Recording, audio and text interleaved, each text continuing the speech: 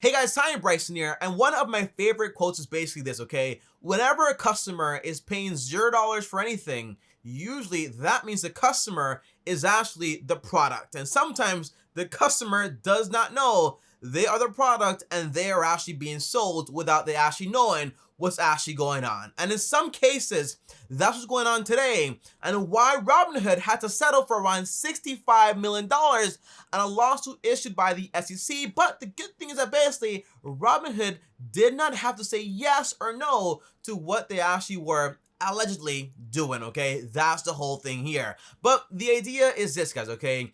Robinhood has over 13 million customers, which is awesome. Clap, clap. And on top of that, they cost customers around $34.1 million.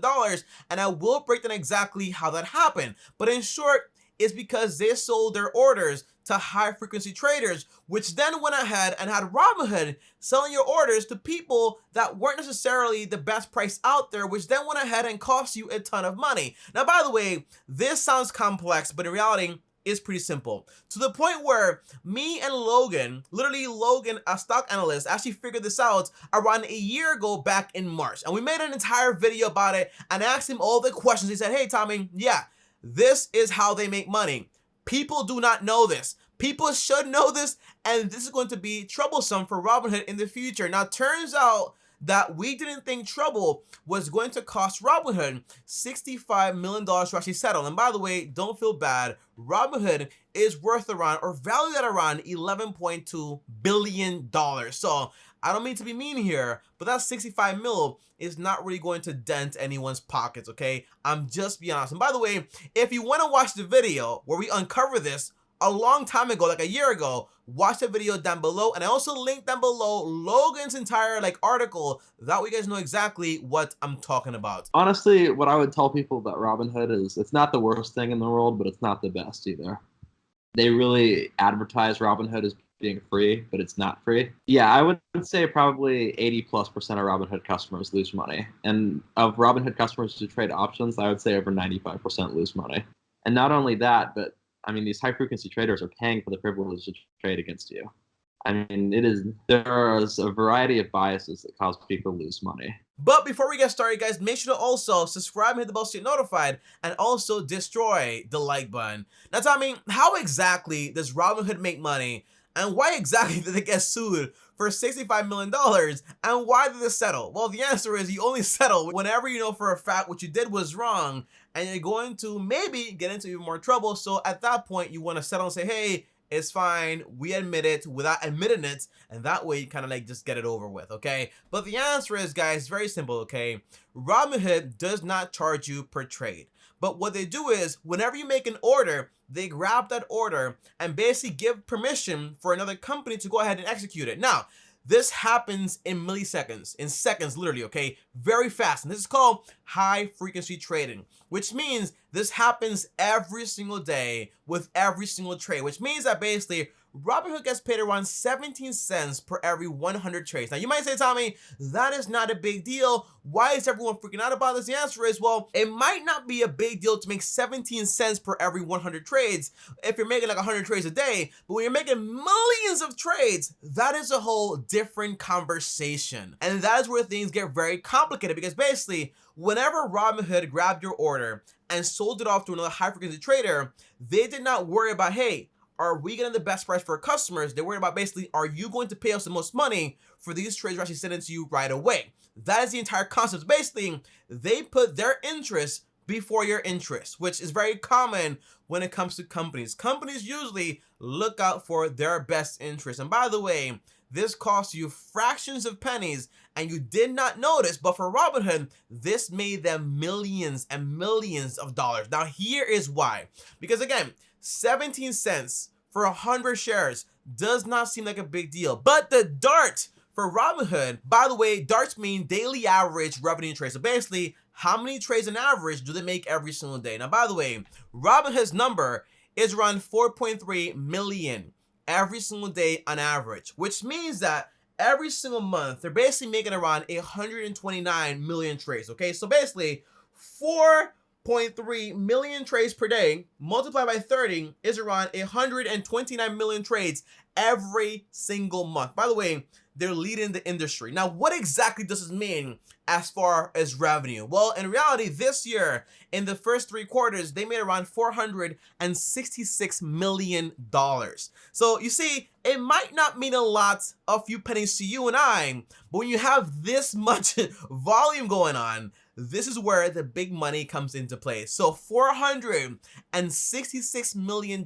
Now, between 2015 to 2018, this cost customers an average of around $34.1 million. Because basically, whenever I bought a share of, for example, Apple, and I paid, for example, $120.80, instead of getting the best price out there for $120 and maybe 20 cents, the answer is that was making the high-frequency traders a lot of money, but also making Robinhood a ton of money. I didn't notice, but basically, that's how Robinhood made a ton of money. And that's what high-frequency trading basically is. And by the way, it would not be that broad. It's basically making money on fractions of pennies. But again, with this much volume, it adds up to $466 million in the first 3 quarters of 2020, which is basically a ton of money, and we can all agree on that. And that's why Robinhood is valued at around $11.2 billion. A ton of money. Now, that's not all, guys, okay? Because all of this lawsuit is fairly massive. But the idea is that basically Robinhood says, now, hey, we get it, okay? Maybe we weren't that transparent, but today we're transparent, okay? We say everything. So, by the way, it doesn't matter if they're honest or not, because basically most people don't even understand the truth, because basically this stuff can be very complicated for someone that does not really understand it. So the best thing is basically, hey, just be honest. And now Robinhood allegedly is being fairly honest, but everyone knows the old saying, it's better to ask for forgiveness than to ask for permission. So although they got fined for $65 million and they actually paid it, right, but they didn't admit to anything, the answer is they could be doing something else, but we won't know until it's too late. And by that point, they already made millions of dollars. And to my entire idea here is that they've made just this year $466 million. But the difference is that basically they are being honest on how things actually work. So this way, full disclosure, everyone should know exactly how Robinhood basically makes money, although it is pretty complex, okay? And by the way, that is not the only reason people are mad at Robinhood, because although we understand, hey, high-frequency trading, they make money, 17 cents, but in reality, that's 460 million, okay, big deal. But they also have a problem where basically they've created, in a way, gaming for investing. In the way that, hey, when you're on Robinhood, it kind of feels like you're playing a game. Like, hey, here are the top stocks, here are your friends who are actually trading, here's actually selling the most, how much it's selling for, and whenever you buy something, you get confetti, and on top of it, when you sell something, you get confetti also, and you also get a text saying, hooray, you sold something, right? It's called instant feedback. We understand exactly how that works. Now, the idea is that basically, this is taking advantage of new investors, right? Rookie investors think basically, hey, all right, investing is easy. Just grab some money, you put it in there, forget about it, you get confetti, and a hooray, boom, you make money. You make millions, right? The answer is no, obviously. And some rookies actually were allowed to trade around 12,700 shares in literally less than 6 months. And by the way, we had a whole situation this year or last year where someone, a kid, basically doing option trading, did not know what he was doing, and he basically took away his life because he got so scared because he got a negative amount on his account. That's how serious it actually is, okay? So the whole thing is, hey, we have to limit exactly how investors that are new use this app and are allowed to actually go ahead and trade. But then we have the big problem here, and this is where we actually end this video. Tommy, what do you think about this entire thing right here? Is Robinhood good?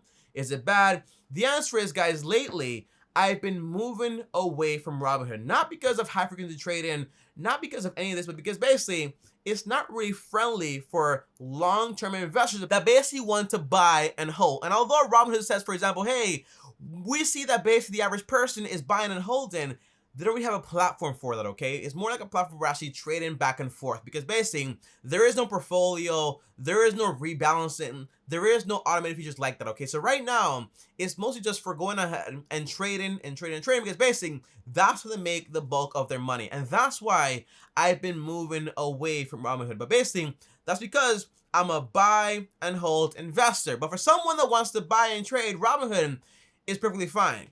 And what they actually make a ton of money in is not really going to cost you that much money. I remember, for example, back in 2018 or 16 or 15, I don't know. The answer is, guess what? I was paying $10 every single time I made a trade. Obviously, Robinhood in some way has improved the industry. Tommy, but what about the whole gaming thing and actually manipulating things? The answer is, well, it's the way they create an app to give you constant feedback. That way you keep coming back and using it over and over again. It is a tactic, but overall, the way investing works is basically knowledgeable people that know what they're doing, they make money. People that don't know what they're doing, some make money, most lose money. And by the way, according to Logan, my friend, by the way, full video down below, he said that basically, hey, 90% of people that actually trade in, like option trading on Robinhood, are losing money. And around 80% that actually trade in stocks are also losing money. But we'll never get all that data. They're never going to tell us, hey, who's making money, who's not making money. And in a way,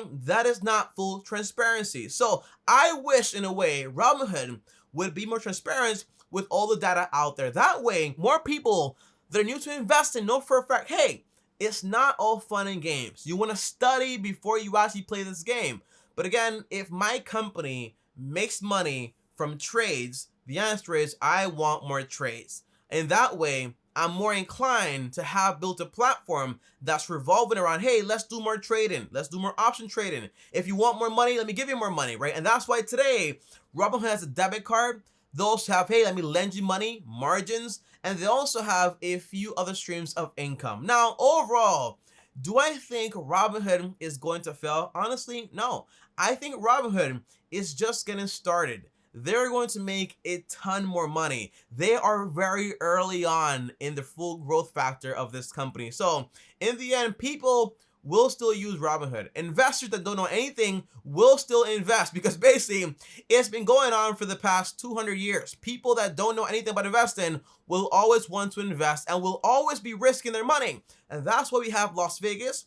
That's why we have gambling, and that's why gambling is usually around games. And that's why, in a way, Robinhood is sort of like a game, right? You do something, you get feedback, confetti, you also get a little message, you also get something else, feedback. That way, it's more playful, more welcoming to new investors. But at the end of the day, you are putting your money on the line. And if you don't know what you're doing, it is going to cost you a ton of money. And overall, I don't want to leave this video on this massive, like, depressive state, right? The answer is, the way I invest is with M1 Finance. Why? Because it's more friendly to long-term investors. I have a portfolio. I'll link it down below. That way, if you want to invest the way I invest, passively in ETF, I don't carry that much risk at all. The answer is linked down below. That we can start investing with 10 bucks. But overall, again, there is nothing wrong with Robinhood. They will make a lot of money off people that basically just want to buy and sell, buy and sell. And if we live in a capitalist world, we need to have a market or a sector that's very good for that. But, you know, in the future also, I do believe Robinhood is going to have more features installed for long-term investors. But I don't know how they're going to do it because basically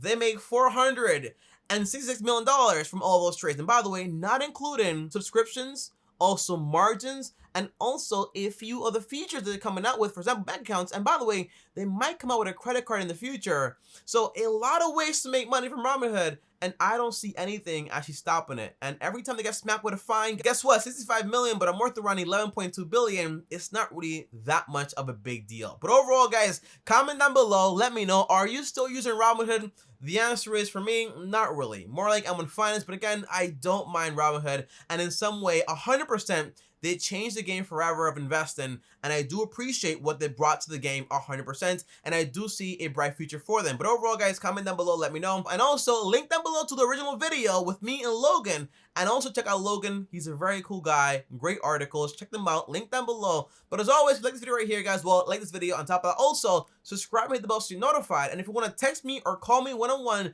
join my Patreon, link down below, or send me a DM on Instagram at TommyBryson. And if you guys want to see a full video on how I invest step by step as a beginner, here's that video right here. Click my face right now. I'll see you guys tomorrow. Thanks for watching. And as always, peace.